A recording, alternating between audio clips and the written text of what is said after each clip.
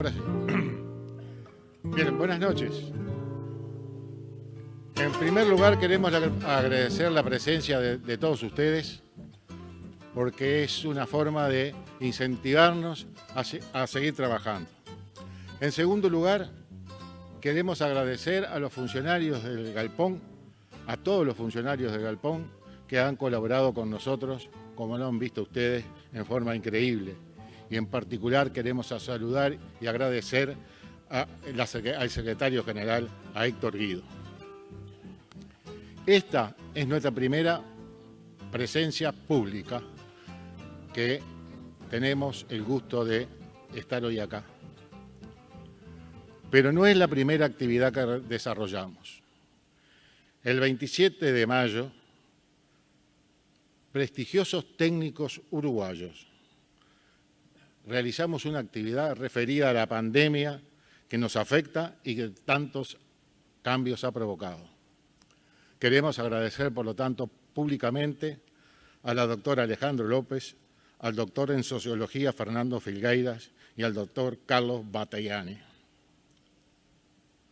El 23 de junio realizamos un conversatorio sobre las repercusiones y comentarios que la actividad anterior habían generado. Y ahí entonces los principales actores, consultores, disertantes fueron Álvaro García y Patricia Kramer. Brevemente queremos hacer referencia a nuestra razón de ser.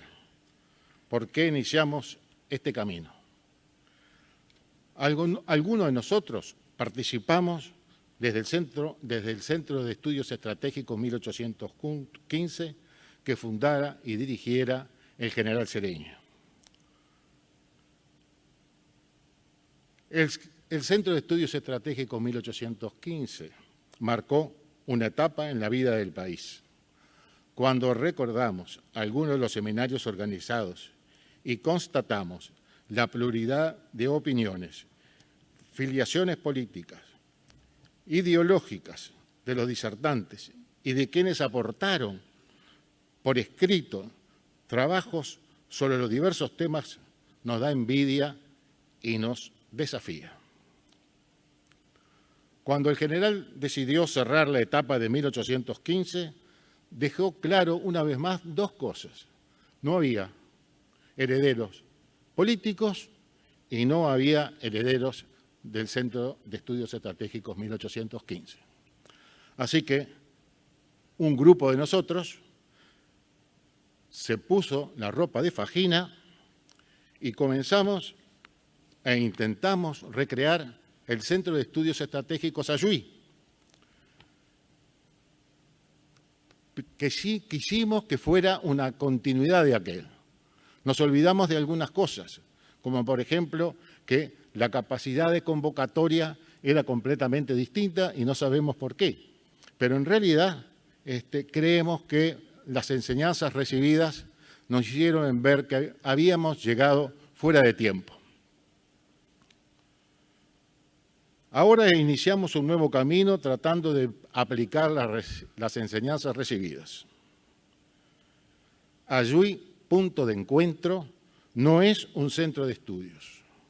Aspira a ser un espacio donde gente de todos los pelos discuta sobre temas relevantes de la vida del país y busque denodadamente acuerdos por mínimos que parezcan.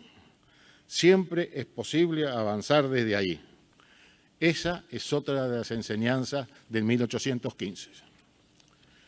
El debate, para nosotros, tiene que tener alguna característica esencial. Tiene que ser frontal y fraterno, con oídos dispuestos a escuchar a todas las voces, gusten o no. Eso hace a la diversidad de opiniones tan necesarias para poder avanzar. Porque el camino es largo, buscamos sumar muchas voluntades. Por eso es muy importante la presencia de ustedes acá. Necesitamos caminantes que sean capaces de ayudar a hacer realidad los cambios que el país necesita. Es una tarea colectiva. Nosotros seremos uno de los muchos necesarios. el grupo no puede ser solo de gente vinculada a la actividad política. Tenemos que llegar a toda la sociedad, incluir a los trabajadores, incluir a los empresarios, incluir a los empresarios del campo y a los obreros del campo. No puede quedar nadie afuera para que el trabajo sea fructífero. Un último apunte. El 15 de mayo hizo 20 años del primer seminario que organizaron en el Centro de Estudios 1815, el PNUD y la Presidencia de la República en la persona del doctor Jorge Valle. El seminario se llamó Servicios Públicos, aportes hacia una política de Estado. Hay aportes de todos los sectores, técnicos de los 5 lemas de ese entonces, ministros, otros que fueron ministros del FA.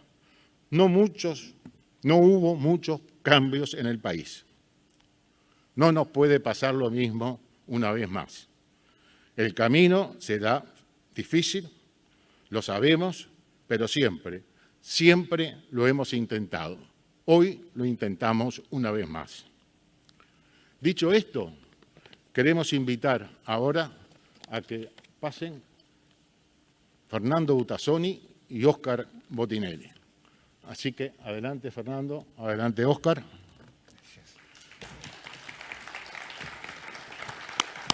Nos vemos.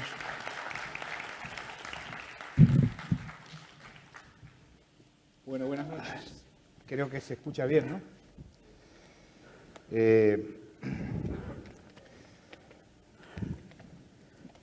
Como decía nuestro querido Alberto Rosselli, esta es la primera actividad abierta y pública y presencial. Y para mí también, hace mucho tiempo que no veo a tanta gente junta. Así que estoy un poco nervioso. Es un gusto presentar a nuestro invitado, disertante. Yo quería aclarar de entrada que esto no es una entrevista, es una charla en la que yo soy un simple intermediario, facilitador. Hemos conversado con Óscar acerca de qué manera abordar los temas más interesantes. Hemos recibido también el aporte de otros compañeros. Óscar Botinelli todo el mundo lo conoce, pero de todas maneras hay que decir que es profesor titular de Sistema Electoral y Régimen Electoral Nacional de la Universidad de la República. Es además el presidente del Instituto Factum y es sin duda alguna un analista muy agudo de la realidad. Se le puede seguir a través de distintos medios de comunicación, sobre todo de prensa escrita. Hay un amplio, gracias por estar aquí, muchas gracias, Óscar. Hay un amplio abanico de temas que de alguna manera como que se entrelazan en este momento histórico. Uno de ellos tiene que ver con los partidos políticos. El otro día, conversando con Juan Raúl Ferreira, que creo que está por ahí, y contigo, hacía él y hacías vos un repaso de esa especie de mutación o desaparición de viejos partidos que eran prácticamente inmortales y ya no existen más. Desde el APRA de Haya de la Torre hasta partidos europeos. Entonces, la primera pregunta que se me ocurre que puede ser de interés es, ¿qué está pasando en esta coyuntura en el mundo en los últimos años que genera la aparición de partidos nuevos que son como productos que se van renovando permanentemente en sus nombres, en sus lemas, en sus colores? ¿Qué es lo que está pasando? Bueno, buenas noches o buenas tardes a todos. Agradecimiento a Alberto Rosselli, Fernando Butazzoni, a Juan Raúl, que nos ayudó bastante a pensar y preparar esto. Y estuve pensando cómo encarar el tema partidos políticos. Y se me ocurrió empezar, incluso hasta para alivianar lo que después viene medio pesado, con un hecho puntual. Yo diría las elecciones más importantes que se registran. Es en el año 687, la denominación correcta es ab urbe conditio, es decir, de la fundación de Roma, el 66 año antes de Cristo. Competían por el consulado dos figuras muy conocidas en la historia, Marco Tulio Cicerón y Lucio Sergio Catilina. Y acá hay muchas cosas interesantes, algunas anecdóticas y otras de fondo. La de fondo es que Cicerón representaba la factio patricia, es decir, el partido de los patricios.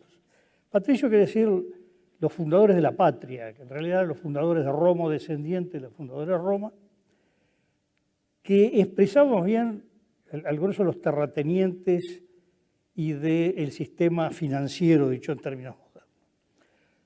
Y Lucio Sergio Catilina era el que representaba la factio popularium, la fracción popular. Y voy a decir los tres postulados de la fracción popular porque van a llamar la atención que estamos hablando de casi 21 siglos. Primer punto de la proclama de Catilina, redistribución de la tierra, reforma agraria. Segundo punto, condonación de las deudas de los más pobres y de los pequeños, hoy éramos productores rurales, los pequeños campesinos. Y tercer punto, participación popular.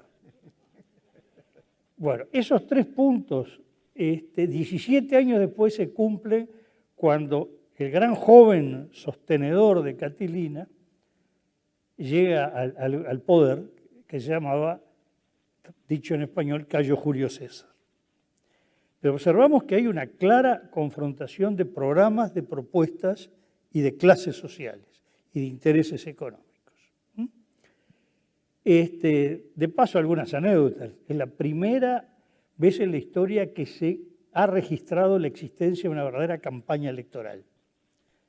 Estrategia armada por el hermano Marco Tulio, Quinto Tulio Cicerón, que publicó un libro que lo voy a leer porque me cuesta memorizarlo, Commentariolum Petitionis. Es un folleto muy de actualidad.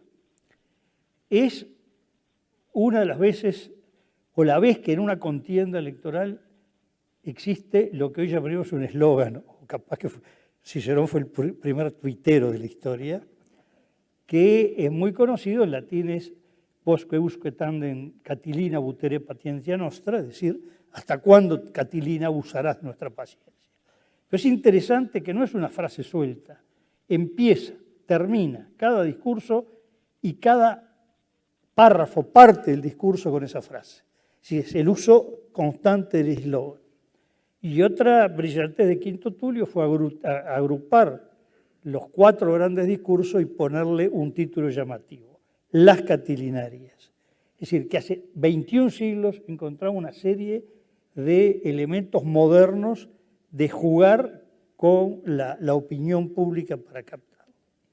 ¿Por qué esta introducción? Bueno, porque podemos discutir si los partidos se fundan y se funden, desaparecen o se transforman, pero lo que es claro es que donde haya alguna mínima competencia política, vamos a hablar del plano de competencia, va a haber la palabra que antes se usaba mucho y ahora está denostada, facciones, o partes, o fracciones, que esto es connatural a la contienda política. Entonces pueden cambiar las formas, pueden cambiar los procesos, pero que esto siempre va a existir. Luego veremos cómo es que se exponen, pero la idea, bueno, desaparecen los partidos. Bueno, desaparecieron los partidos como se construyeron en el siglo XVIII, XIX o XX, y aparecerá otra forma, pero que va a haber fracciones, va a haber fracciones. Existen incluso en regímenes autocráticos, aunque más en juegos cortesanos, pero existen las facciones.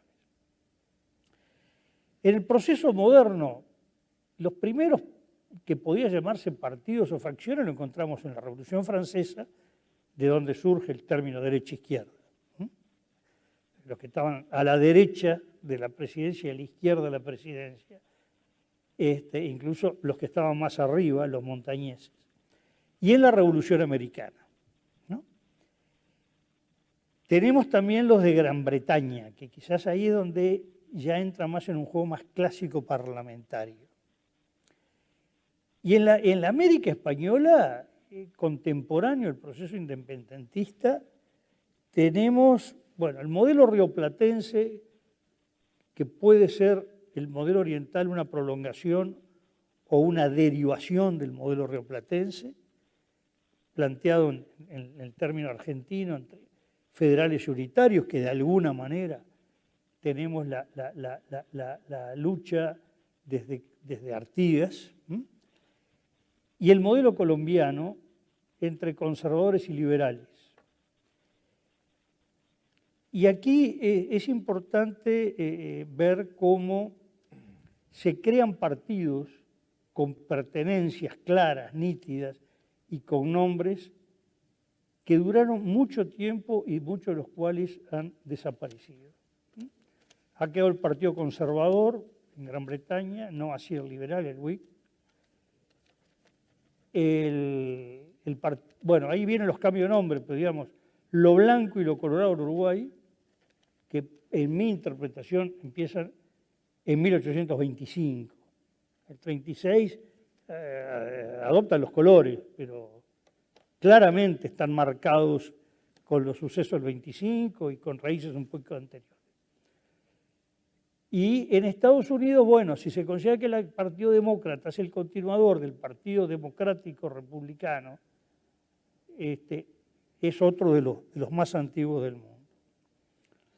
Pero desaparecieron, no desaparecieron, están casi en estado de extinción, dos partidos de los más antiguos junto con esto, el conservador y el liberal colombiano.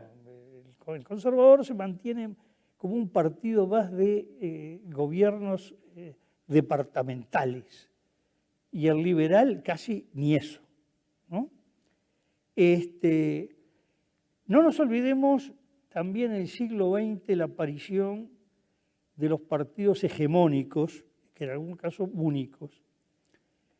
Un caso el modelo México, que tuvo casi a lo largo del siglo XX un partido realmente hegemónico en un juego de una competencia controlada. Se decía que era la dictadura perfecta. Bueno, había un dicho sobre la dictadura perfecta del PRI, ¿no? Y bueno, y después modelos de partido único como el de Rusia, después Unión Soviética, Italia, Alemania, aunque hay que tener mucho cuidado con la simplificación, que una cosa es tener un partido único con una ideología única de Estado y una estructura institucional única, como se dio en la Alemania nazi, como se dio en la Unión Soviética, no así en la Europa del Este, o el modelo italiano donde como mínimo donde todo el tiempo convivió el fascismo como una fracción y el catolicismo o el catolicismo vinculado al clero, a la Santa Sede, como otra facción con vida propia, autónoma y que condicionaba. Es decir, cuando hablamos de partido hay que evitar las simplificaciones. Saltando a la actualidad, digamos, el tema es cuáles son las funciones que se le otorga a esto que le llamemos partido político, no importa la estructura. Bueno, sin duda es la de expresar una visión de sociedad que puede estar expuesta a través de intereses también, de clases sociales, de concepciones filosóficas, religiosas, y agrupar a los que piensan más o menos en ese universo. La función de oír es muy importante en los partidos. El partido que no oye, por lo menos empezando por los suyos, y luego los que no son suyos, se extingue. La Iglesia Católica, que hace un perfeccionamiento de la estructura romana de organización, usa, lo que sí tiene una función sagrada, pero como un gran captor de opinión pública, que es el confesionario. Se puede ver a lo largo de la propia Edad Media cómo están los informes que van haciendo los párrocos a los obispos hacia arriba, de lo que van recogiendo del humor de la sociedad a través de lo que recoge el confesionario, dejando de lado los aspectos estrictamente personales o religiosos, ¿no? Luego, la función de un partido es pensar la sociedad, en función de lo que representa, de las clases, las ideas, pero pensarla. Planificar la política, que a veces la planificación deriva en que no se planifica estrategia, sino movimientos tácticos y termina el tacticismo y a la corto o largo lleva también a la caída de los partidos. Y bueno, y el propagar, es decir, el difundir ideas y objetivos, llámese propaganda, publicidad, marketing, el tema, es la misma función, cambian las técnicas, ¿no? Ahora, ¿cómo eso digamos, cómo se ha ido modificando en función de las modificaciones comunicacionales, digamos, ¿no? Porque una cosa era el folleto en la Roma del consulado y otra cosa es cuando empiezan a circular periódicos y otra cosa es en una sociedad como la contemporánea en la cual la comunicación parece ser un eje absolutamente central en la vida de los partidos o de las facciones, ¿no? Bueno, una cosa que se notó en Uruguay entre 1971 y el 84, para marcar 2 años electorales, es que la gente iba a las estructuras de base de los partidos en el 71 a enterarse. A los clubes. Clubes políticos, comités de base en el frente, iba a enterarse, a informarse. En el 84 no había nadie que no se hubiera enterado antes de lo que iba a decir el expositor. Claro. Ese fue un cambio sustantivo que muchas veces no se entendió y llevó a mantener praxis que correspondía cuando el único medio de comunicación era, desde 2000 años para atrás, la persona con su auditorio, aunque después estuviera impreso, pero acá ya la persona venía, no estoy hablando ahora, estoy hablando del 84. Lo que en este momento están conviviendo en el mundo son al menos 3 tipos de partido o de partido u organización. El partido que viene de la mayor estructuración desde fines del siglo XIX, que ya fuera desde el ángulo socialdemócrata, marxista o del ángulo social cristiano a partir de 1905, que es esta estructura que estamos acostumbrados de partidos con distintos niveles, que siempre parten de algo de base, que se va aumentando hasta llegar a una conducción nacional, donde lo multitudinario generalmente como órganos son los congresos o convenciones, que es un sistema de partidos que trata de mantenerse en muchos casos. Por otro lado, lo que fue en el siglo XIX y principio del XX los partidos de notables, de alguna manera han adquirido una gran fuerza en la medida que hoy pueden ser partidos de pequeños grupos con alta capacidad de llegar a la opinión. Es decir, partidos de opinión. Entonces, no necesitan esa estructura hacia abajo porque esa capilaridad que requerían la da el manejo de los medios de comunicación. Claro. Ya sea los tradicionales, radio, televisión, o ya las redes sociales. Y ahí viene con otro tema muy emparentado con esto, que es lo que se le puede llamar las estructuras plebiscitarias. Y observemos una cosa, las candidaturas normalmente surgían hace 30, 40 años de las estructuras, de los movimientos. Y luego vino muy de la idea de que cuanto más directa sea la democracia es más pura, lo que se ha llamado en el mundo primarias o internas. Y eso ha llevado a que las estructuras en determinado momento se sintieran ajenas a la verdadera toma de decisión de quienes van a acceder al gobierno, porque eso se jugaba en otro terreno.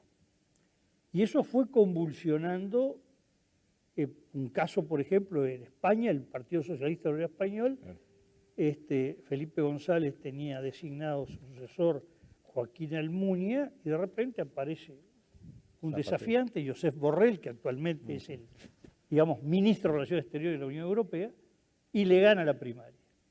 La estructura se encargó, no sé si tirar las cáscaras de banana o estaban puestas solas, pero lograron desbarrancar a Borrell y que terminara otra vez Almunia candidato.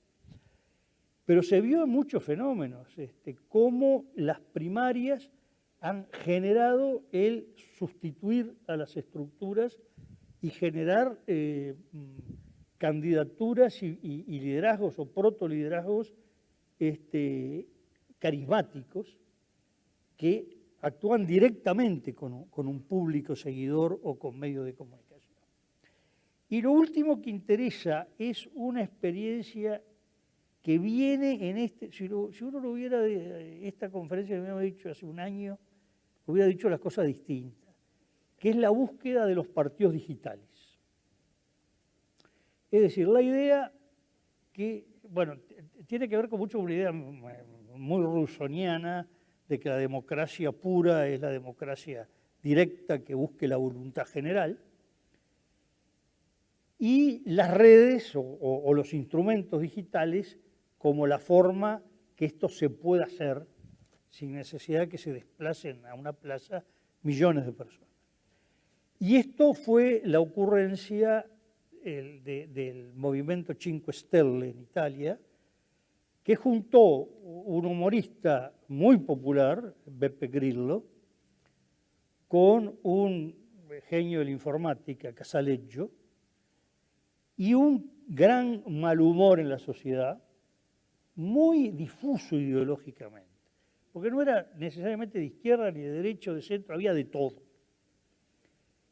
Y empezaron a estructurar de golpe un partido que gana un gobierno municipal. Esto empieza por el 2009.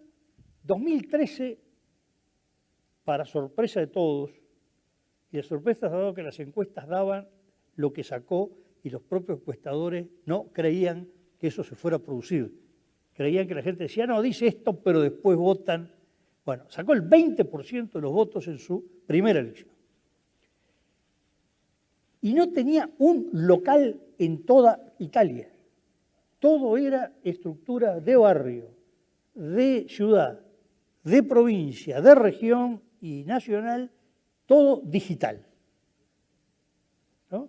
Había construido le llamaban la plataforma Rousseau, precisamente, entonces se hacían todas las votaciones, todas las consultas, y sobrevivió 5 años en crecimiento con esa estructura, ya con la sede del lugar de reunión de la bancada en cada una de las cámaras.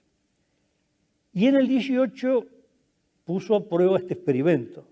Fue el partido más votado y obtuvo el 33% de los votos y tiene que formar gobierno.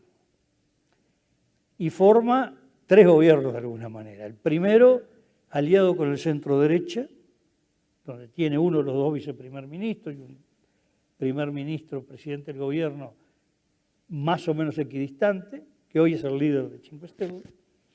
Un segundo gobierno que rompe con la derecha y se vuelca al centro izquierda, y ahora que es parte de un gobierno de unidad nacional. Y el tema es que estos 3 años de gobierno en 3 experiencias hizo varias cosas. La primera, que ya empezó a reuniones físicas, para empezar los diputados, los senadores. No era todo virtual. Lo segundo, que ya afrontaban problemas de gobierno, y además no solo el gobierno nacional, el gobierno de la ciudad de Roma, el gobierno de Torino, que estaba en manos de Cinque Stelle. Y ahí empieza el tema que ese movimiento digital, donde hacía votaciones de más de 1 millón o 2 millones de personas, terminan votando 50.000, 80.000. Y se empieza a fracturar, se empieza a desgranar. Y además era muy fácil nuclear en lo digital con consignas muy genéricas. La primera genérica era que lo que programaban la necesidad de honestidad. Todo el mundo a favor de la honestidad. No está bien, en medio de una gran corrupción. Pero esas ideas lo llevó a que en nombre de la honestidad había que eliminar el financiamiento público de los partidos. Después se encontraron que el financiamiento privado era un poco más complicado que el público, no solo para ellos, sino para el ejercicio del gobierno, ¿no? Y cuando empiezan a pulir, ya que tiene que tomar decisiones el gobierno, no resisten entre gente que llegaba a eso desde una concepción vertical y otros una concepción más de base, que tiene una concepción más de derecha y otros concepción más de izquierda, e incluso no lograron sortear el clivaje ideológico en la medida que Chico Estelle terminó siendo un partido dominante en el sur, el centro-sur, pero minoritario en el norte. Entonces también quedó prisionero de ese clivaje. Y bueno, ahora ya, primero empezó a tener las fugas, ¿no? Más o menos individuales. Un diputado que se va acá, 2, 3, 5. Y ahora ya una ruptura donde todos los fugados parece que se reestructuran y da lugar a 2 partidos. Y empezaron ahora a alquilar sedes. Es decir, el proyecto empezó a encontrar límites que solo con la plataforma Rousseau, que además terminó hasta en un litigio sobre quién era el dueño, el litigio judicial de quién era el dueño de la plataforma, además, ¿no? Los límites que daba ese concepto de la virtualidad como la nueva forma de estructurar los partidos políticos. Es decir, en poco tiempo hemos llegado al gran desarrollo, una de las 7 potencias industriales de Occidente, gobernada por un partido digital, y en 3 años la implosión de esto, ¿no? Mucho se ha hablado acerca de esos fenómenos, digamos, efervescentes, ¿no? Que en determinados momentos generan un gran alboroto y tienden como que a minimizarse o a volver a los carriles más tradicionales después. Ahora, ¿qué pasa en el Uruguay? Porque en el Uruguay de hoy, digo, ¿no? Porque uno puede pensar que los partidos más consolidados, el Partido Nacional, el Partido Colorado, el Frente Amplio, tienen una cierta robustez en su vida política, pero aparecen fenómenos nuevos que son, por lo menos, interesantes, ¿no? Como Cabildo Abierto. Entonces, ¿cómo juega ese cambio, digamos, de escenario, de lo real, lo virtual, lo presencial, en una sociedad como la uruguaya que además tiene determinadas características en cuanto a lo político? Sí, el tema es el siguiente. En el mundo hay contabilizados, llaman estados, territorios con cierta independencia, entre 180 y 200. Sin embargo, cuando entramos a qué son regímenes políticos competitivos, se nos reduce espeluznantemente esa cifra. ¿De qué a cuánto, digamos? Y bueno, ahí depende, si estamos hablando de que esas competencias tengan partidos más o menos estructurados. Yo recuerdo una vez que me tocó un seminario en Guatemala y entonces el expositor guatemalteco dice, bueno, vamos a exponer el sistema político de Guatemala. Los partidos se dividen en 4. Los nuevos, los no tan nuevos, los antiguos y los tradicionales. Tradicionales son los que tienen 10 años. Me cambió la ficha. Claro. ¿No? Nuevos los que todavía no habían votado, ¿no? Y le parecía normal esa clasificación. Entonces, el tema es que cuando vamos a partidos, a sistemas competitivos, democracia, llamémosle, de partidos, bueno, cuando queremos acordar no llegamos a 50. Y de esas, la mitad está con serios problemas de mantenimiento, por lo menos, del conjunto de partidos. Uruguay pertenece a ese mundo analógico, ¿no? De partidos. Fíjese una novedad que tuvo esta legislatura, tuvo la elección del 2019. La primera vez que ingresan al Parlamento dos partidos, uno importante, con 3 senadores, 11 diputados, Cabildo Abierto, otro, el Partido Ecologista Radical y Transigente, con un solo diputado.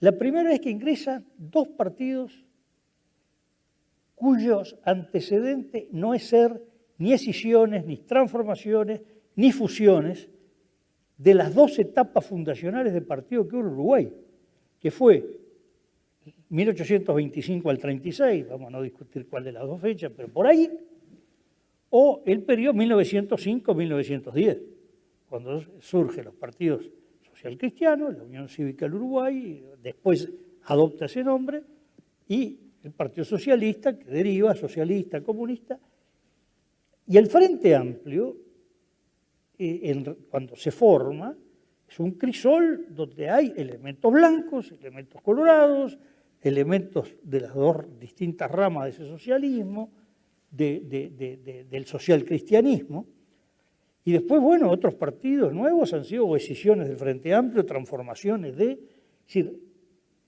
si miramos la cronología de fundación de nuevos partidos en Uruguay, tenemos el primer tercio del siglo XIX, la primera década del siglo XX y esta fin de segunda década y comienzo de tercera década del siglo XXI. En este país se fundan los partidos nuevos, realmente que parecen de 0 cada 100, con representación parlamentaria. Digo, tenemos cientos de partidos, pero que llegará la elección y alguno de ellos sacó un voto, 4 votos, está hablando, que entra al Parlamento. Tenemos que cada 100 años se fundan partidos nuevos en este país. Ahora, esto no es solo anecdótico, sí, está marcando un ritmo. Claro, pero la pregunta es, esa representación parlamentaria que adquieren por primera vez, en general, ¿representa una fortaleza o una tendencia de durabilidad de esos partidos? Bueno, eso nunca se puede responder hasta que pase el tiempo. Bueno. No, por una razón. En general se considera que un partido puede estar consolidado, hay un número de esos que se adoptan en ciencia política, sí, por comodidad, decir, después de 3 elecciones. Si sobrevive a 3, bueno, ya ese partido existe. No quiere decir que a la cuarta no desaparezca, pero por lo menos ya pasó la prueba de lo nuevo, ¿no? Ahora, hay una cosa que es muy importante, que es esta. En los países de partidos más sólidos, fue el caso colombiano, el caso uruguayo, prefiero no tratar mucho el caso argentino porque es bastante complicado, pero sí lo tenemos claramente la primera mitad del siglo XX con una estructura, la segunda mitad con otra, que hubo grandes son las pertenencias, ¿no? ¿Qué son las pertenencias? Bueno, el caso Italia, el caso Alemania, el caso España, Gran Bretaña, países escandinavos, Estados Unidos, México. Pertenencia es cuando alguien, su relación con el partido no es voto a, sino soy de. ¿No? No es lo mismo ser blanco, ser colorado, ser frente amplista, que votar a. En Uruguay, los 2 partidos tradicionales tuvieron connotaciones que uno podría decir casi clánicas. Se es de una familia blanca o de una familia colorada, aunque la familia blanca podía dividirse, pelearse y ser su más acérrimo enemigo. La colorada igual, pero un poco menos, con un mayor concepto de administrar las disidencias de forma eficiente. Y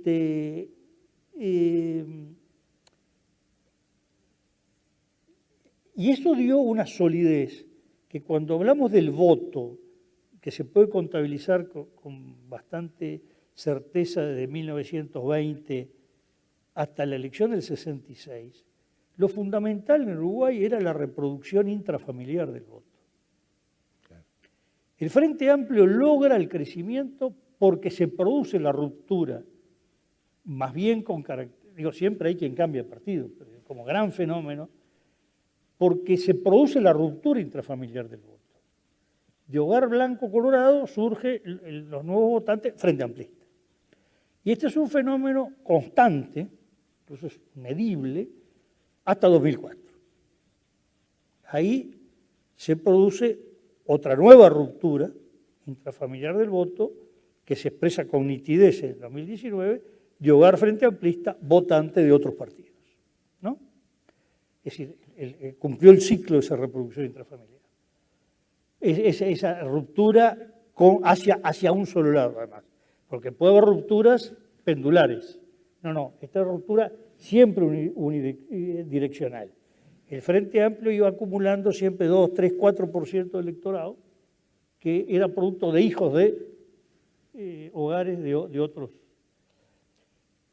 Pero por lo menos hasta el 94 era bastante rígida las fronteras entre los partidos, sobre todo entre los dos tradicionales, con algunas rupturas, el fenómeno del ruralismo en el 58, algún trasvasamiento en algún momento,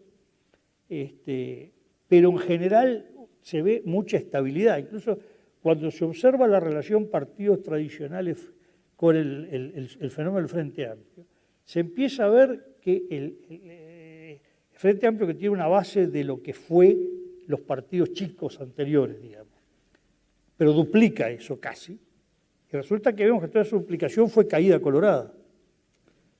Después, la nueva etapa de crecimiento aparece una caída blanca. Después una nueva caída colorada, es decir, son como pedazos que claramente se identifican en una elección de uno y en otra de otro. ¿Qué pasa en Uruguay? Bueno, primero que se llega al tripartidismo. En el 94 fue el tripartidismo perfecto. Que entre el primero y el tercero haya 1,7% de distancia es un margen de error, ¿no? 3 partidos igual. Hay una cosa que es esto, un juego de 3, esto está en las teorías de juego, es un juego muy difícil, un juego inestable, ¿no? Porque si son 3 perfectos, son 3 que pueden hacer combinaciones y que generan una enorme inestabilidad. Y cuando el juego 3 deja de ser inestable y móvil, es porque ya no es entre 3. Son 3 actores, pero en 2 bloques. Y eso es lo que se empieza a ver a partir del 94 y sobre todo como elemento central la reforma del 96.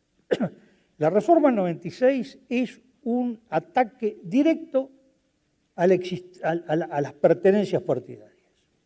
¿Por qué? Porque para ir al bibloquismo y solucionar este tripartidismo, se inventa, el balotaje, que significaba necesariamente que uno de los dos partidos históricos, por primera vez en la vida, obligatoriamente, otra cosa cuando hubo abstención, estamos hablando, no iba a tener un candidato en la final. Iba a votar a alguien de otro, o el votante libremente, o el partido aconsejando, ¿sí? ¿No? Como hizo el Partido Nacional, que pacta por escrito con el Partido Colorado en noviembre, creo que fue el 11 de noviembre del 99. Entonces, primer cosa, la ruptura de esa frontera. Segundo, la separación de elecciones nacionales departamentales, la separación en el tiempo, que llevó que según la geografía, la arquitectura política de cada departamento, en algunos la competencia terminaba siendo una lucha interna de un mismo partido, claro, generalmente el Partido Nacional, y llevaba que, bueno, había que ser colorado como sangre de toro o un frente amplista arrangé para mantenerse en los 13, si no, yo quiero que gane Chirucho, que pierda Chiruche, que gane Quieso da Rosa, es decir, había un impulso a emigrar y ya a romper la pertenencia. Y como esto va paralelo al debilitamiento de los partidos tradicionales, que de 1994, si se quiere antes, pero para ver este fenómeno hasta el 2004, no dejan de caer, va generando la mayor proximidad se va llegando al bibloquismo que se expresa con absoluta nitidez en la elección del 2019, donde se forma explícitamente una coalición, básicamente tres partidos, ¿no? De los dos tradicionales y el nuevo partido, que es una nueva construcción, porque tiene elementos colorados, tiene elementos blancos y tiene elementos frente amplistas, ¿no? Que se expresa con mucha nitidez en el balotaje, cuando 3% del total del electorado que votó a Cabildo Abierto, 3 de los 11 votan al Frente, y claramente eran de origen frente amplista, sobre todo mujiquista, otros 3 que votaron al Partido Colorado de los 12 votan al Frente o a Daniel Martínez, que también eran de origen frente amplista, que habían votado a Talvi. Se está viendo eso, y en el caso de Cabildo les trae al Partido Colorado, les trae al Partido Nacional y les trajo al Frente Amplio. Eso explica, digamos, ese final cerrado, tan cerrado y poco previsto, digamos, en el balotaje. Sí, yo creo que lo explica porque, a ver, en la calle Pou que compite en el 2019 era una figura mucho más débil que en la calle Pou de hoy. Es decir, desde la presidencia y en el marco de la pandemia se construye en un excelente diseño comunicacional una figura potente, ¿no? Que estamos viendo hoy, no ha bajado nunca el 50% de aprobación. Está bien, no se puede comparar cómo eran otros presidentes a los 2 años, pues estos fueron atípicos con la pandemia. Entonces no sabemos si estamos al comienzo de un gobierno o en el medio de un gobierno. Estamos en una cosa rara. Pero tiene una potencialidad que no tenía en aquel momento. O sea, en aquel momento el rechazo era grande a una figura que no tenía este nivel, digamos, de simpatía o de empatía que ha logrado.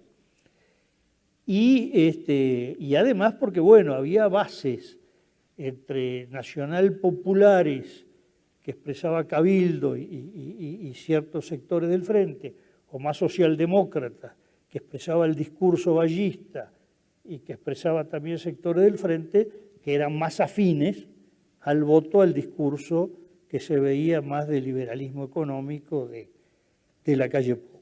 Pero lo importante es que tanto el fenómeno Cabildo, donde hay figuras coloradas, para empezar el líder, Manini Ríos, viene de una de las dinastías coloradas, ¿no? El mano derecha de Valle Ordóñez y el principal contenedor de Valle Ordóñez, su abuelo, don Pedro Manini Ríos. De figuras blancas, algunos que incluso habían sido candidatos del Partido Nacional, figuras de origen frente amplista también, pero que no es que, como el Frente Amplio, que fueron desprendimientos más o menos orgánicos de los partidos tradicionales, sino gente que de un origen pasa a buscar formar algo nuevo. Si el concepto de formar algo nuevo aparece claro. Y por otro lado, la coalición y sobre todo la relación Partido Nacional-Partido Colorado que se ha visto en estos 2 años, o casi 2 años, se ha visto que ha diluido más todavía las fronteras entre los dos partidos, ¿no? Yo voy a hacer algunos numeritos para divertirnos.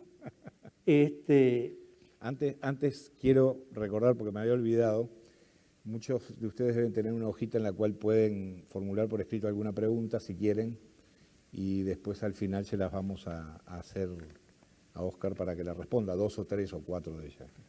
Bueno, quería decir lo siguiente. Primero, Uruguay sigue siendo uno de los países del mundo, 3, 4, que sumado tiene la mayor porcentaje de pertenencias. Aún así, el nivel de pertenencias de hoy es mucho más bajo que la podemos encontrar 10 años atrás.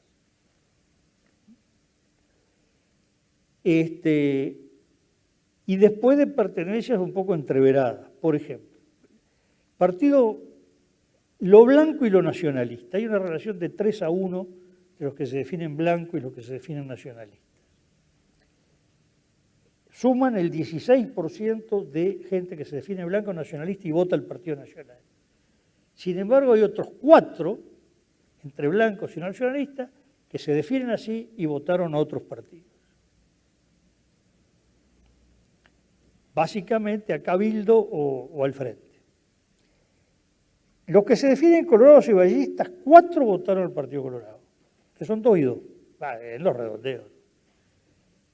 Otros 4 que se definen colorados y vallistas y no votaron al Partido Colorado. En general los que se definen como colorado votaban o Partido Nacional o Cabildo, y los que se definen como vallista, Partido Nacional o Frente Amplio. De voto ajeno, quiero decir. Y llegamos al Frente Amplio. Bueno, hace 5 años la gente de pertenencia a Frente Amplista andaba 32, 33, 34%. Y votaban todo el Frente Amplio. Hoy los que se definen Frente Amplista son 24, pero 20 votando el Frente Amplio y 4 a otros partidos. Partido Colorado, Cabildo y Partido Nacional. Y aparece con fuerza, por ejemplo, hace creo que 5 o 7 años, del 33 que votaba el Frente, perdón, de 33 que definían pertenencia de los votantes del Frente, 32 se declaraban Frente Amplista y 1 todo lo demás que uno quisiera. En cambio hoy hay 4% que se define de izquierda, no Frente Amplista, votantes de izquierda. 4 que se definen socialistas, que cuando se ve a qué sector del Frente votaron, no son necesariamente los que votaron al Partido Socialista. Claro. Decisión ideológica. Después, bueno, 1% que se define comunista y sí votó a la 1001, y 2 que se definen de Tupamaro y MPPista, o que sí votaron la 609. Estamos viendo que la pertenencia quizás no creció tanto, de 33 a 31 sumada, pero como Frente Amplista cayó a 20. Y aquí se observa, que es una de las preguntas que vos tenías anotada, que en la gente que milita en el nuevo tipo de organizaciones sociales, lo que en otros países se llama más sociedad civil, hay mayor definición de sus militantes o de los convocados como gente de izquierda y no Frente Amplista, votando el Frente Amplio.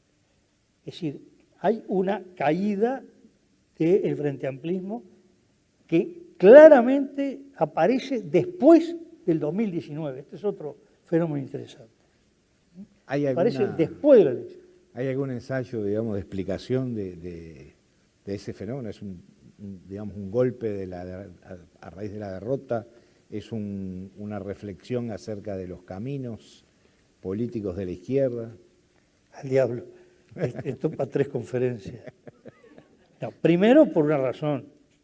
En un fenómeno tan nuevo, lo que se puede trazar son hipótesis, tentativas de explicación, ¿no?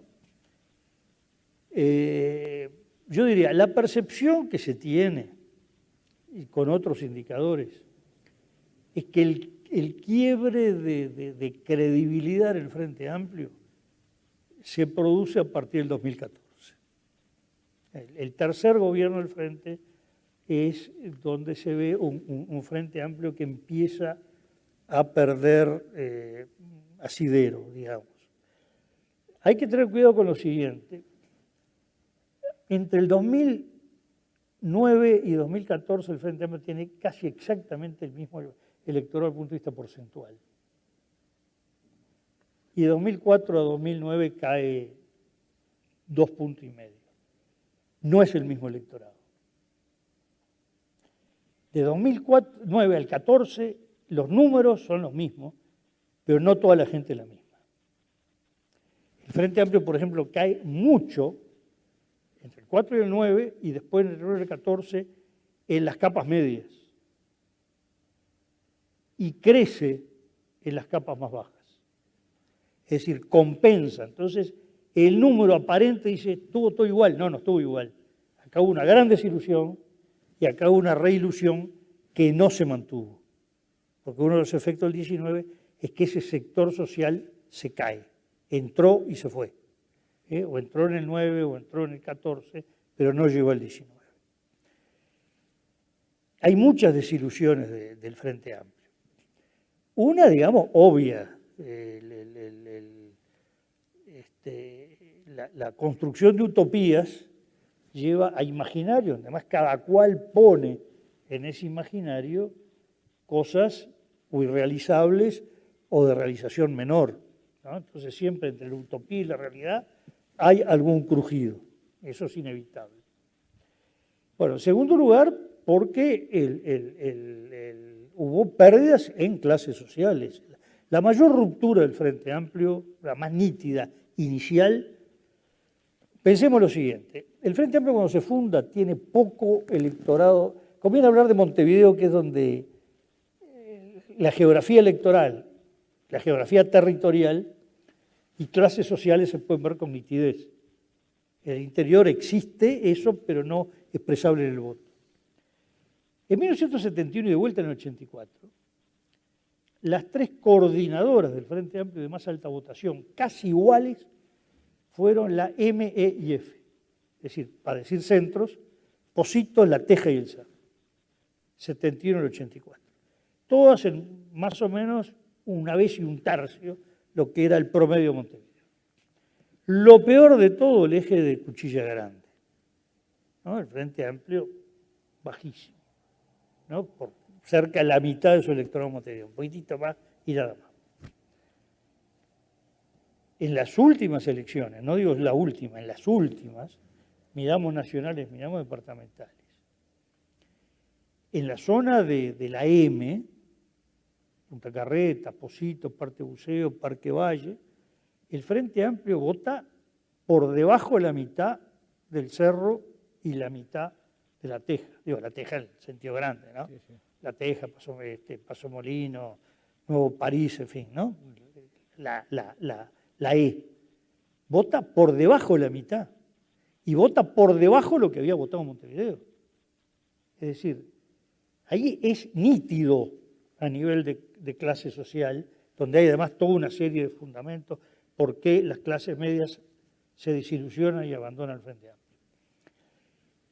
El sector más abajo, nosotros usamos una expresión bastante nueva, que es subproletariado, porque incluye categorías que no estaban en las viejas definiciones del lumpenproletariado, y además cuando una palabra se pasa a usar como mala palabra, hay que cambiarla, es un lumpen. Bueno, no, era una categorización, lumpenproletariado, en alemán quiere decir proletariado en harapo, proletariado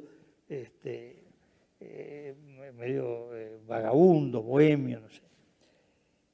El subproletariado no es una incorporación tardía del Frente Amplio, que empieza en Montevideo en la elección del 94 y globalmente en el 99 y crece exponencialmente hacia el 2004 y hacia el 2009. Y algo más todavía hacia el 2014. Y se desploma en el 2019. Ahora, este proceso, digamos, desplome, ¿no? que es una expresión, por decirlo de alguna manera, muy dramática en el sentido de que muestra una realidad que se precipita, además, ¿no? ¿Es la expresión de una crisis del partido, si se entiende como tal al Frente Amplio? ¿Es la expresión de una crisis de cierta ecosistema político que había allí o qué hay atrás de eso? Bueno, la pregunta es media complicada, ¿no? Bueno, para eso te traje. Y digo media porque soy diplomático. Y no me gusta agraviar. No, digamos, a ver. Porque me fui del libreto, ese es el problema. Hay algunas explicaciones, digo, obviamente, el Frente Amplio cometió muchos errores, algunos más grandes, otros errores de políticos, errores de estructura, errores de gobierno. Ahora, el tema es que entre la expectativa de un cambio radical en la sociedad y lo que hubo, dejó una distancia muy grande, ¿no? Sobre todo que lo que beneficia a los primeros gobiernos del Frente Amplio lo terminan perjudicando, que los primeros 10 años gobiernan en medio de un gran crecimiento económico, que en la forma que lo aplica al frente se traduce en un crecimiento social de muchos sectores y muy importante. Y cuando esos sectores empiezan a encontrar que no sostienen ese crecimiento, el argumento que yo veía que muchos dirigentes, militantes frente amplistas, pero ¿cómo estaban antes? Bueno, nadie piensa cómo estaba antes. Piensa, sí, cómo estaba antes, sí, pero cómo estaba hace 3 años, no hace 15. Claro. Es decir, incorpora el crecimiento que tuvo. Y el decrecimiento se ve en relación a lo que incorporó. Otros sectores o no se beneficiaron o fueron perjudicados, o lo que más importa desde el punto de vista sociológico es creen que fueron perjudicados. Si lo fueron o no, una discusión teórica. Porque cada uno vota no como uno le demuestra en un balance, sino como cree que le fue en la feria. Si cree que le fue mal, y va a votar porque le fue mal. Haga los números que haga. Y hay gente que resulta no le fue bien y cree que le fue bien. Bueno, ahora, eso es lo que determina. Ese humor social también digamos, tiende o puede ser muy manipulado, ¿no? Muy manejado. A ver, yo diría lo siguiente. Decir que alguien manipula el pensamiento de la sociedad es decir, se está haciendo política. Hace más de 2000 años, 2500, que todos los juegos son de manipulación, ¿no? Claro. Es decir, de la forma que sea, siempre es una competencia quien logra ser más eficiente, quien logra que el relato suyo sea creído, que nunca es un relato del todo inventado, siempre tiene que tener bases reales. El tema es cuánto logras un gran relato con pocas bases y cuánto con muchas bases no logras ningún relato. Bueno, ahí es donde viene la eficiencia y hay ineficiencia en la comunicación, pero nunca es algo totalmente ajeno a la realidad, ¿no? Es decir, la gente que se siente perjudicada normalmente algún perjuicio tiene. Claro que se puede decir el perjuicio de los últimos 5 años, los últimos 15, puede ser, pero ahí es un problema de cuánto dura la memoria histórica de cada uno, ¿no? El tema que tenemos es que los partidos políticos, el Frente Amplio, pero también le está pasando a los demás partidos, no han logrado ser en el mundo, y Uruguay es producto de eso, teniendo los partidos más sólidos, los contenedores de los deseos, las expectativas, las frustraciones y las demandas de la gente. Termina produciéndose una disociación. Fíjese que, por ejemplo, el domingo tuvimos elecciones en Alemania. Partido Socialista, Socialdemócrata, que además lo escriben con 2 palabras. Es el primer partido, 25% de los votos. La democracia cristiana, mejor dicho, la alianza entre la Unión Cristiano-Democrática y la Unión Cristiano-Social sumaron el peor resultado de su historia, nunca habían bajado el 30%. Estuvo por el 23-24. Quiere decir que los 2 partidos que construyeron la República Federal de Alemania, no, y eso que la izquierda, que más o menos representa el Die Linke, más bien el pensamiento más de lo que dominó la Alemania Oriental y sigue teniendo mucha fuerza en esa zona, anduvo en el 5%. En realidad, hasta que no termine el conteo de los votos por correo, no se sabe, pero hasta ayer estaba dando el 4,9%. Y emerge los liberales,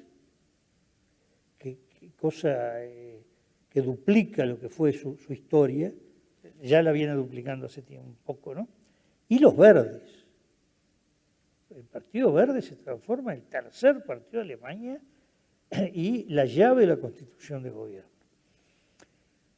Los verdes quizás son los que más logran ser un partido moderno, decir, captan un estado de ánimo frente a determinada problemática y la captan con pasión. Los otros como que han perdido la capilaridad. Y este es un fenómeno que se está dando en el grueso del mundo. Dejemos de lado los partidos que tienen pertenencia emocional, caso de los norteamericanos, pero que no trascienden en general, salvo en algún otro estado, la calidad de maquinarias electorales. Con algunas fracciones, sí, organizadas, militantes. Fue muy interesante el fenómeno Bernie Sanders, por ejemplo, pero no funciona, incluso cuando se ve el voto, es muy alto el porcentaje de personas que puede votar un republicano para gobernador del estado y a un demócrata para senador de ese mismo estado en la misma elección y a un presidente de uno del otro. Es decir, ahí se manifiesta cómo la pertenencia es muy relativa. Digo, acá el problema es que los partidos están en una discusión, los partidos que están discutiendo en serio, es cómo logran una verdadera conexión con la gente con la que deberían conectarse. Como que este y este piensan igual, o este acá y este allá piensan igual, pero no logran una conexión para que este interprete, a veces ni siquiera son las demandas, las angustias, ¿no? A veces hay que hablar hasta a nivel de angustias, ¿no? También es verdad que estamos viendo como los fenómenos nuevos son relativamente efímeros. Pensemos la España de hoy y todo lo que indica para dentro de poquito, y la de hace 10 años. Lo que fue la explosión, la explosión como gran fenómeno de Podemos, producto en gran medida de los indignados, la de Ciudadanos, como el gran partido que modernizaba la derecha del Partido Popular, pero además con gente honesta, grandes cuadros empresariales, técnicos. Y hoy es un partido que está tratando de ver cómo sobrevive, y Podemos, bueno, los dos con el mismo fenómeno. Bueno, no es muy extraño este fenómeno en Uruguay. Un líder político que surge, se catapulta y se va para la casa. Bueno, en España ocurren esos fenómenos. De repente en otro lado también. Bueno, no, Pablo Iglesias tuvo un revés importante que fue el que le hizo irse para la casa. Pero fue un revés, a ver. Él tolera mal los reveses, me han dicho. No, pero si uno agarra un martillo y logra tener el éxito de acertarle al propio pie y quebrarlo, no puede ser que tuvo un revés, tuvo un éxito. Claro. La estrategia de Iglesias de candidatearse en Madrid, Claro. No sé a quién se le puede ocurrir. Tiene una virtud, Podemos. Es la primera vez que una cátedra de ciencia política en el mundo se transforma en partido. Pues el grueso fundador de Podemos fue la gente de ciencia política de la Universidad Complutense. ¿Ese fenómeno aquí se puede replicar? Bueno, no creo. No creo. Capaz que se replica al final, pero no al principio. Para ir, no sé cómo estamos de tiempo. No tengo la menor idea. Sí, acá hay unas. Gracias. Yo voy a leer algunas. No, el tema de la sociedad civil, me Sí. podría decir alguna. Sí, uno de los temas que habíamos acordado, digamos, o que habíamos sugerido con Óscar era cómo se da el vínculo entre los partidos, en el Uruguay, ¿no? Sobre todo, entre los partidos políticos y eso que se llama la sociedad civil y las organizaciones sociales y la ciudadanía de a pie, por decirlo así, ¿no? Sí, yo le contaba a Fernando cuando estábamos preparando esto, una cosa que me ocurrió en el 88, fin del 88 en Chile, cuando acababa de perder Pinochet el plebiscito de reelección.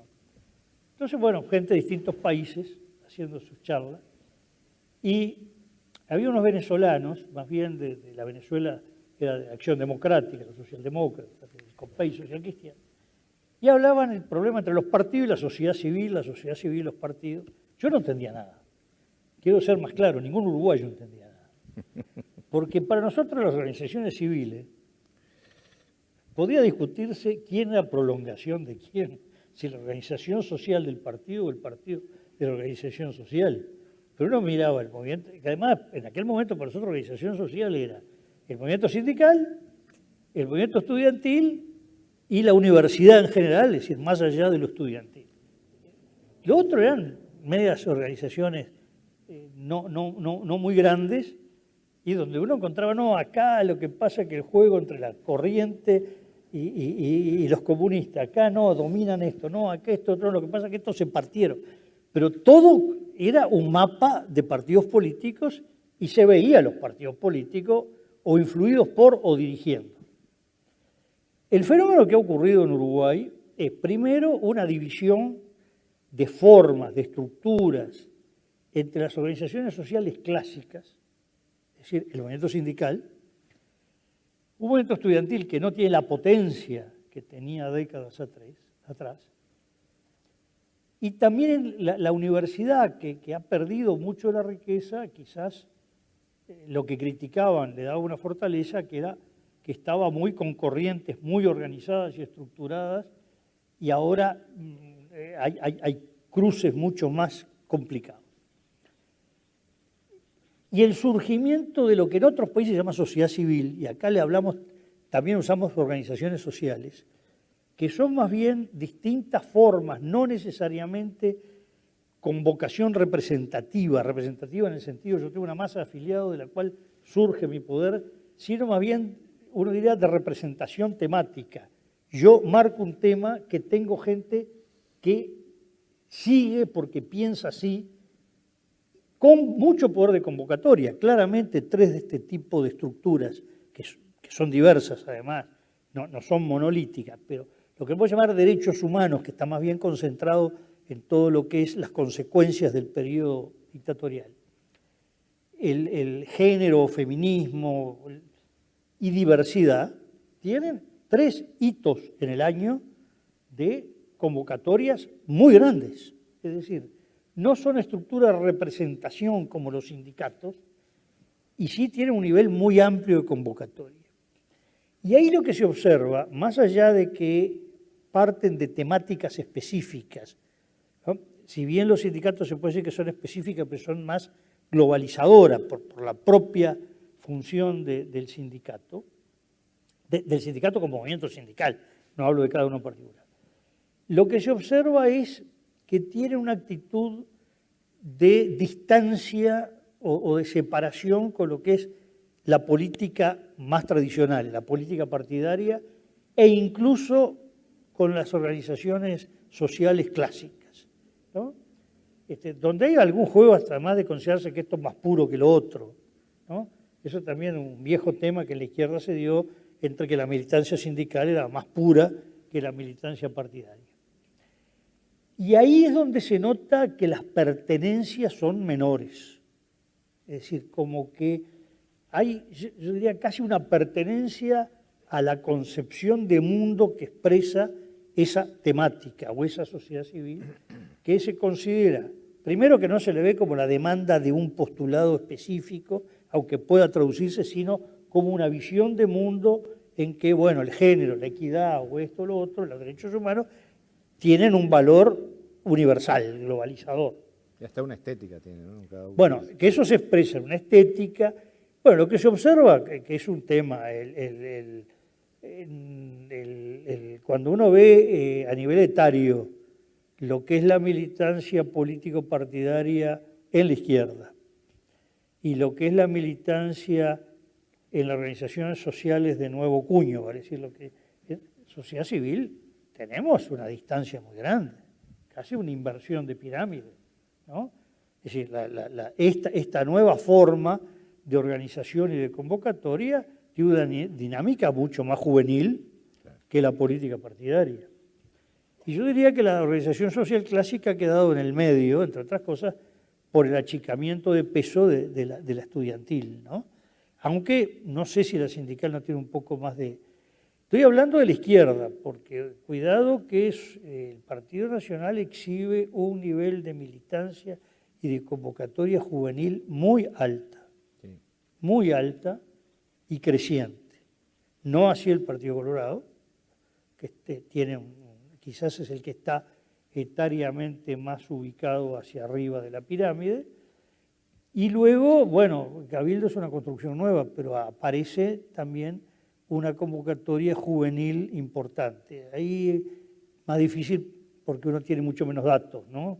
Estoy hablando de datos parciales. Pero son todos territorios en disputa, digamos, desde el punto de vista político, pensando en los partidos, ¿no? O hay una actitud de los partidos de prescindencia, digamos, de esas nuevas... Bueno, notoriamente el Partido Nacional el que ha tomado con fuerza el salir a romper lo que se veía como una especie de hegemonía de izquierda de los temas, estos tres que mencioné, o temáticas o núcleos de derechos humanos, de equidad y de género y de diversidad.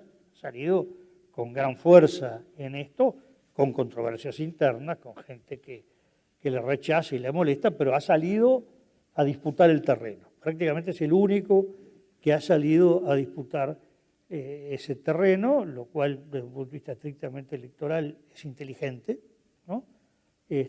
No estoy negando que haya una convicción en eso, ¿no?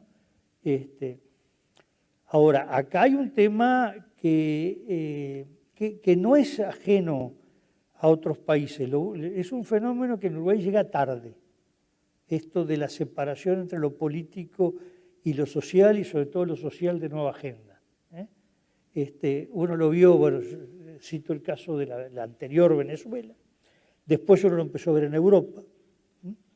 De alguna manera, movimientos como los indignados, como el de Cinque Stelle en Italia, como los Gilets jaunes en Francia, más allá que ahí hay una mezcla con elementos sindicales y sindicales empresariales, digo, de pequeña o de trabajo independiente, pero ahí uno ve un surgimiento anterior al nuestro y con gran potencia, ¿no?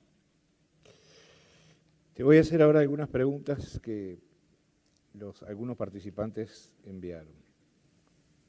La primera, ¿qué importancia tiene la institucionalidad en una sociedad como en la gestión de un resultado electoral? ¿Cómo pesa en una sociedad y cómo pesa? ¿Qué importancia tiene la institucionalidad en una sociedad y cómo pesa en la gestión de un resultado electoral?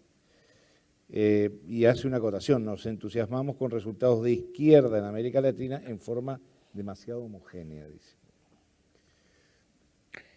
Bueno, a ver, por orden, empiezo por lo último, que en realidad son dos preguntas distintas. Sí. Yo siempre combatí, cuando se hablaba la ola de izquierda, porque lo que se encuentra es, primero, hay un tema que es qué vamos a definir por izquierda. No es una de las cosas académicas donde uno empieza a discutir, no. Hay movimientos que se han identificado con la izquierda que cuando uno sí puede ser en el plano económico o económico-social, pero en otros tienen elementos fuertemente conservadores, ¿no? Para citar un caso ya nuevo y fuerte, Perú. Claro. ¿No? Segundo, el momento que se bueno, porque está que el Frente Amplio en Uruguay, que Lula, que Chávez, que el kirchnerismo, que no sé, el Evo. Pero el tema estamos hablando de cosas muy diferentes, pero además que responden a procesos que se elaboraron en tiempos diferentes. Que el Frente Amplio haya llegado coincidentemente con nosotros al gobierno, si uno se aísla de la región, uno ve un proceso que empieza en 1971 y que es prácticamente lineal, es decir, tanto que, bueno, algunos que les gustan esos juegos matemáticos decían, bueno, esto se produce más o menos en el 2004, un poquito antes, un poquito después, ¿no? Que llegue, porque fue una acumulación que tiene mucho que ver con lo que hablamos, de pertenencia, reproducción intrafamiliar del voto. Entonces, yo creo que hay que tener cuidado en hablar como una oleada para un lado y para el otro cuando si bien influyen los acontecimientos externos, no estamos en Marte, pero los procesos uruguayos tienen un elemento nacional muy propio. Y entre otras cosas, una cosa que puede dar hasta para la risa. También responde a los tiempos uruguayos. Es decir, acá todo es lento. Y es verdad, cuando uno mira los procesos en distintos países, electorales o lo que sea, son serruchos, donde se ve las oleadas de cambio de la sociedad, de la opinión pública, ¿no? En Uruguay vamos pasito a pasito para arriba, para abajo, el uno o el otro, no tenemos estas grandes oleadas, ¿no? Entonces yo separaría los fenómenos. Sobre el otro no tengo muy claro la pregunta sobre a qué se refiere con la institucionalidad, si es a nivel de Estado, a nivel de partido, no me queda claro. No lo aclaro. Paso a la siguiente pregunta. ¿Qué pensás de la idea de las familias ideológicas? Si existen de manera definidamente. Bueno, a ver.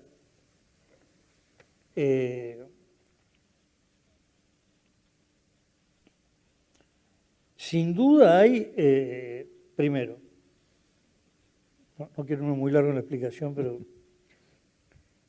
a mí me gusta el análisis, yo pertenezco mucho trabajo con un par de escuelas de estudio de comportamiento político electoral ubicadas en Italia y Alemania, integro redes con ellos, y hace ya algunas que otras décadas que se está trabajando mucho en el juego de los varios ejes.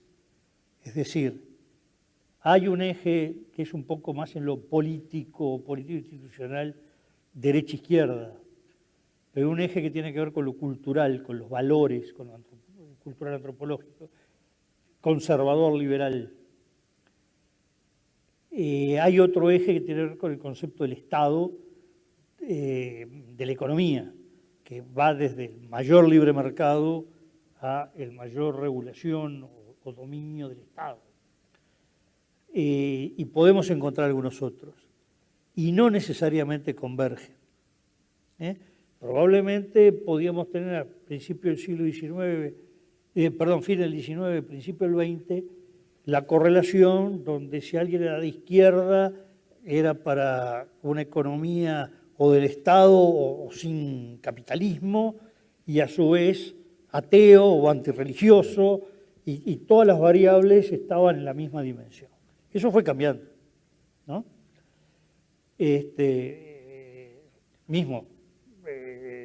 Pensemos el Frente Amplio gobernando y el tema del aborto.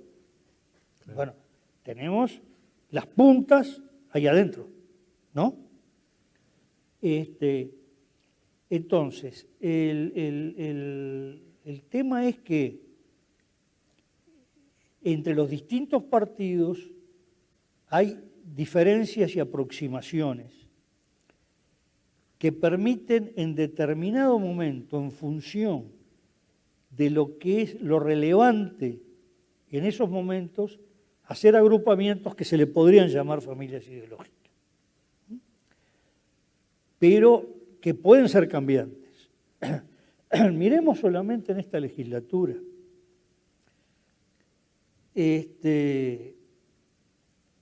En general vemos que temas como diversidad, género,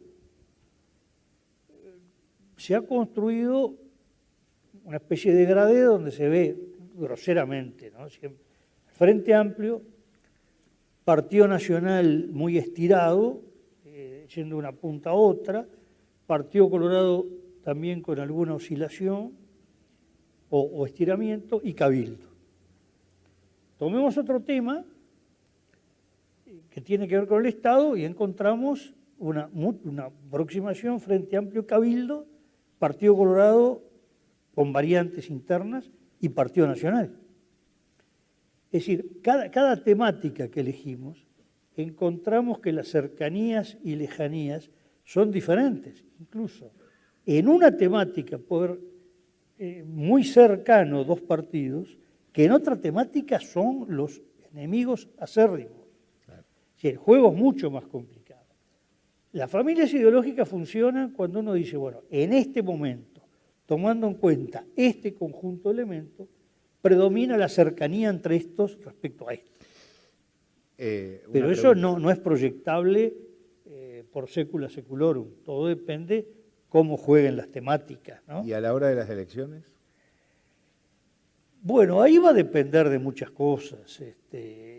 A la hora de las elecciones pasadas sí, porque uno de los clivajes de la elección pasada, muy clásico, es gobierno-antigobierno. Es decir, los gobiernos generan áreas importantes de desconformidad que facilita agruparse en contra de un gobierno, sobre todo cuando en los que se agrupan no hay diferencias tan radicales. Es decir, obviamente con la coalición multicolor no se agrupaba Unidad Popular, ¿no? Pero salvo Unidad Popular, que tuvo una expresión, es decir, la izquierda al frente, no llegó al 1%, del otro lado había, en lo que estaba en juego, algunas proximidades importantes, que era incluso el hecho, bueno, lo más importante es sacar a este gobierno. Eso agrupa muy fácil. Tema que dentro de 5 años el gobierno es otro. Claro. Entonces, ¿cómo va a ser la ecuación? Bueno, todavía no terminamos el segundo año. Parece que es eterno. ¿Qué? Que parece eterno, digo.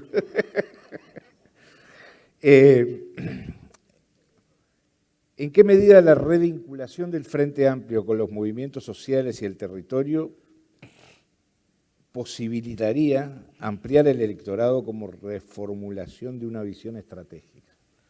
Bueno, el tema, bueno, primero, cualquier partido político, si no se revincula con la gente, el territorio en una visión territorial o con la gente sus ámbitos de actuación, ¿no? Eso es fundamental. Ahora, el tema es que la vinculación no es, no, vamos a salir a golpear puertas. ¿Y para qué? Claro. Es decir, hay un tema de contenidos. Es decir, yo lo que estoy viendo es que el Frente Amplio sigue siendo el partido dominante en los sectores que, para definirlos con mucha precisión, asalariados, que en general son los más sindicalizables.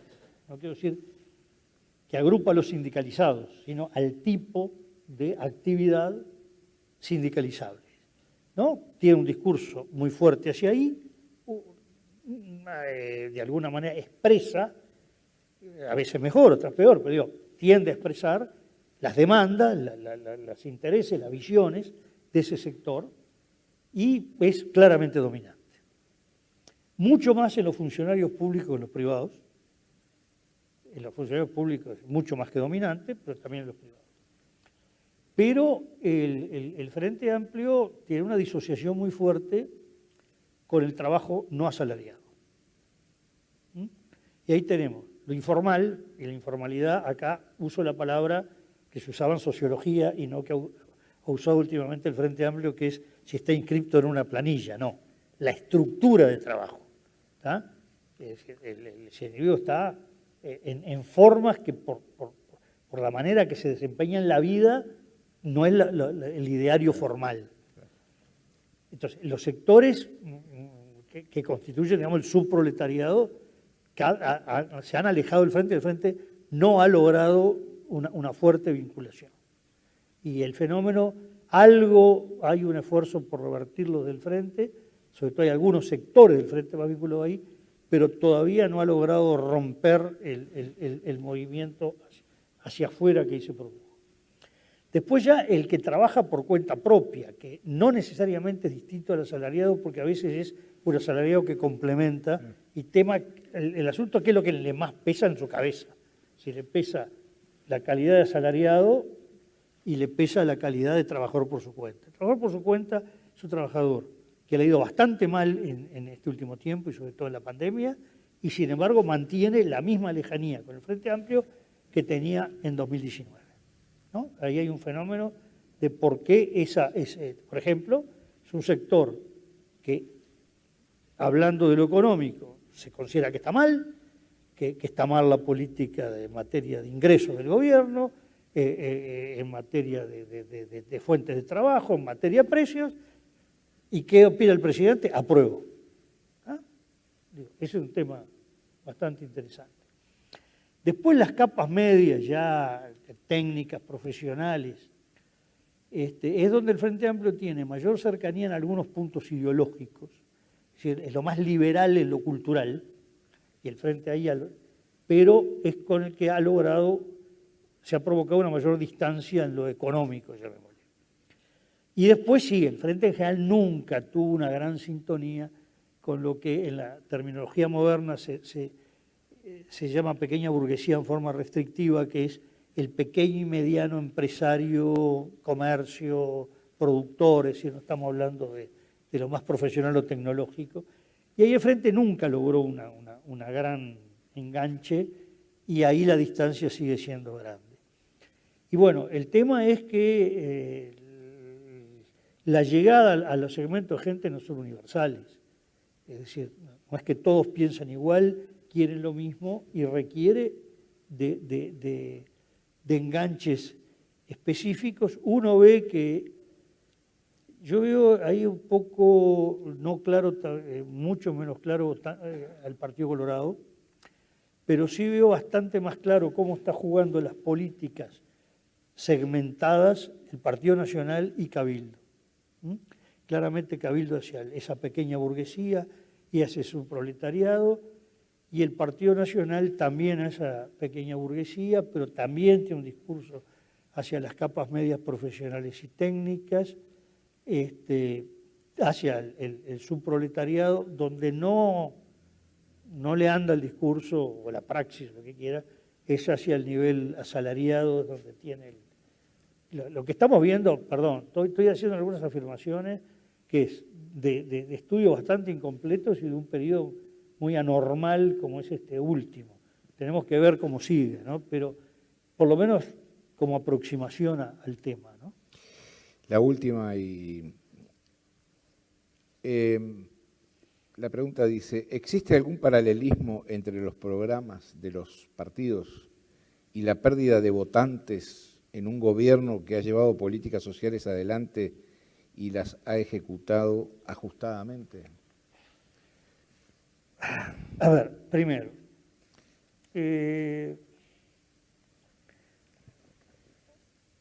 la palabra programa es una palabra que ha cambiado. Cuando siglo XIX, principio del XX, se hablaba del programa Un Partido. Se hablaba del conjunto de valores, de ideas, de visión de la sociedad.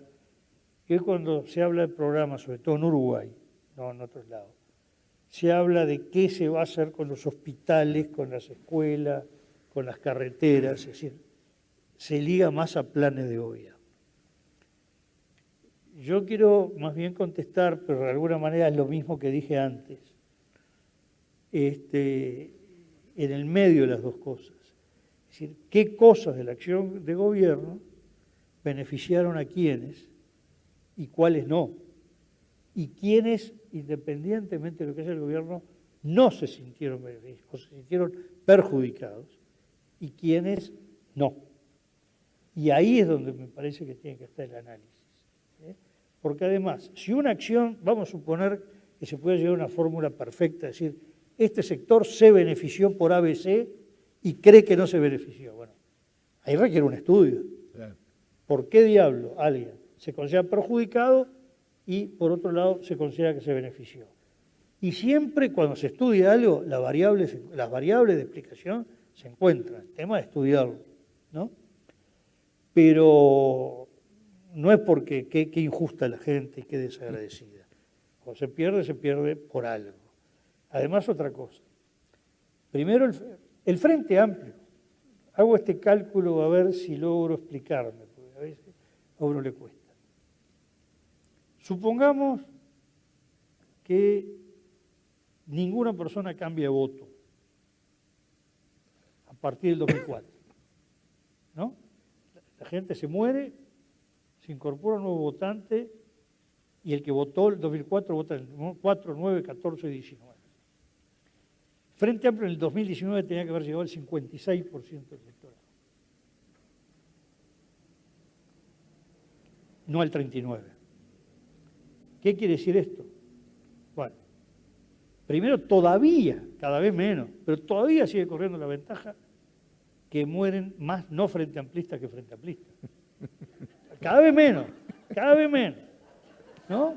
Claro, pero por una razón, porque el Frente Amplio tuvo un electorado más joven, los partidos tradicionales de más edad, y eso determina que la tasa de mortalidad, la proporción es mayor de los partidos tradicionales que del Frente.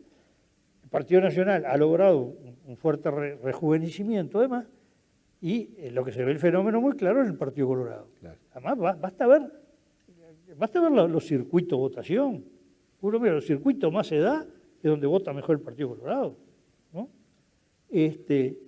Entonces, cuando se pierde la sexta parte del electorado, el Frente, en algún momento hubo gente que votó en el 4, en el 9, en el 14 y no votó en el 19. Eso es la sexta parte del electorado. Estamos hablando de 400.000 personas que votaron al Frente Amplio hace 5, 10 o 15 años, bueno, agreguémosle 2, hace 7, 12 o 17 años y no lo votan.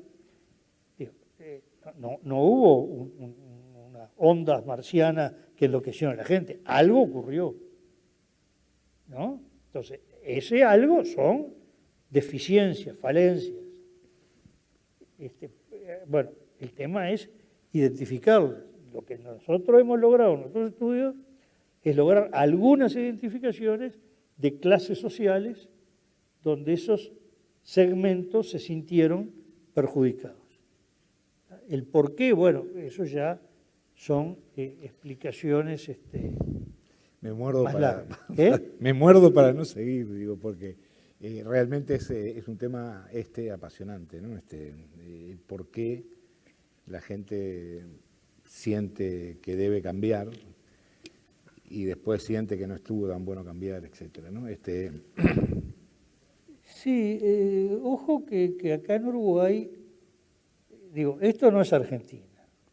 Digo, en Argentina hemos visto elecciones donde, bueno, una expresión que se recoge mucho, no solo en la calle, se ha recogido en muchos estudios.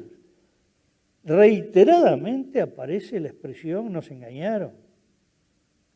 Bueno, cuando un pueblo, cada vez que vota, al poco tiempo se siente engañado y ocurre eso a lo largo de 30 años, algo pasa. ¿Estás refiriendo a la Argentina? No, referido a Argentina, digo, ¿no?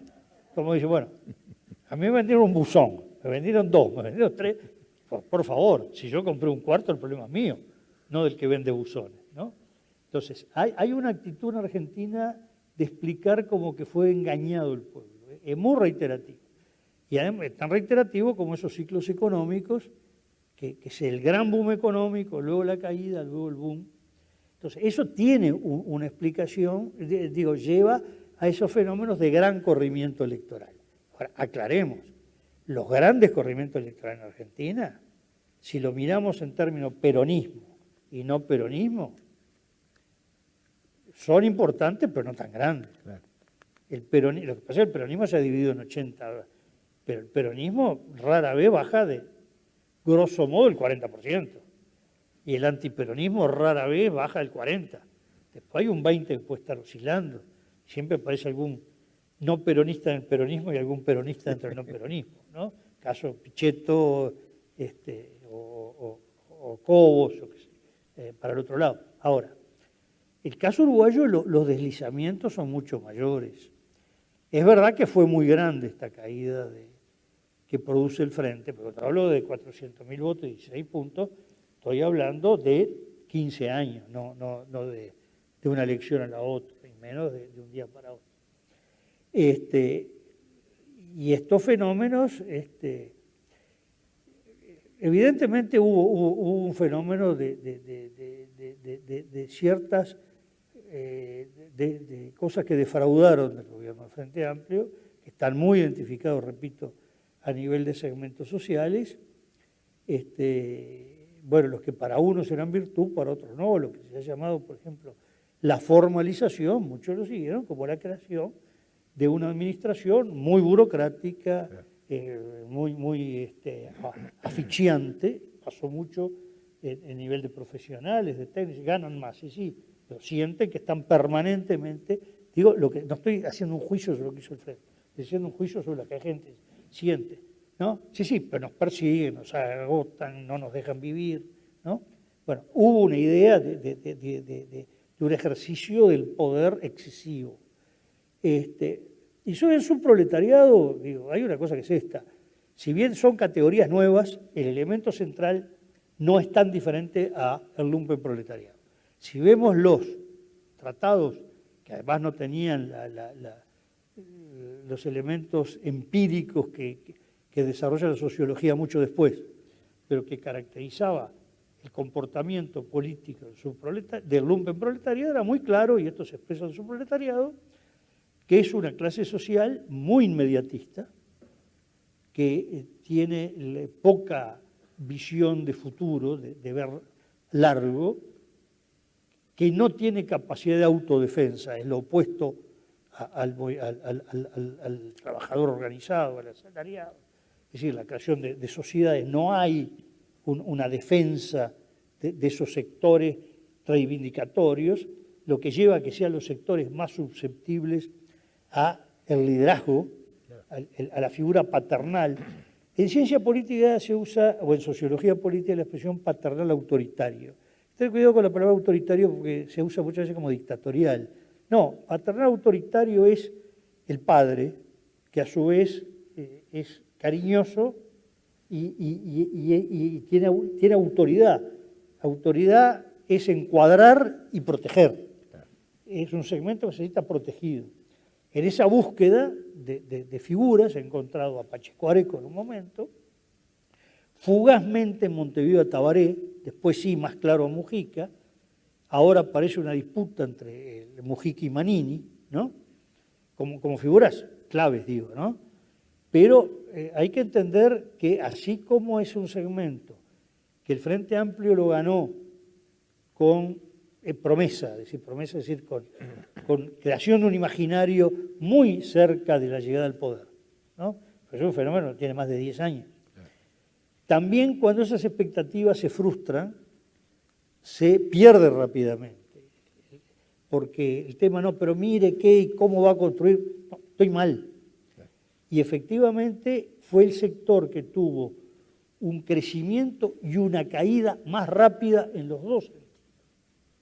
El crecimiento fue demasiado fuerte y la caída, no sé si fue tan grande como el crecimiento, fue menos o más, no importa, pero fueron movimientos que lo sintieron como fuertes, ¿no? Y sin duda el Frente Amplio hizo muchas políticas sociales, pero en ese sector políticas verdaderamente estructurales que cambia la vida, que a largo plazo, que es el hábitat, fue muy leve. Entonces tampoco es lo que uno encuentra en otros países, sectores de gobiernos que algunos llaman populistas.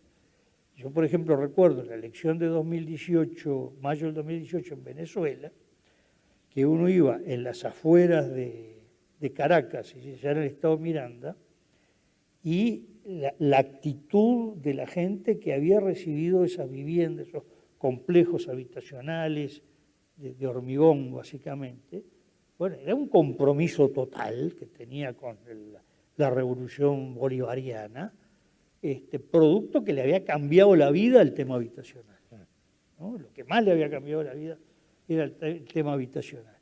Y aquí eso no ocurrió en magnitud, como para haber paliado otras cosas. Fue más un crecimiento que se vio, digamos, en el consumo o en el juego cotidiano, que le permitió el rápido crecimiento, pero que luego no se sostiene con esa facilidad, sin entrar a otros temas también que afectan ahí. No nos olvidemos que el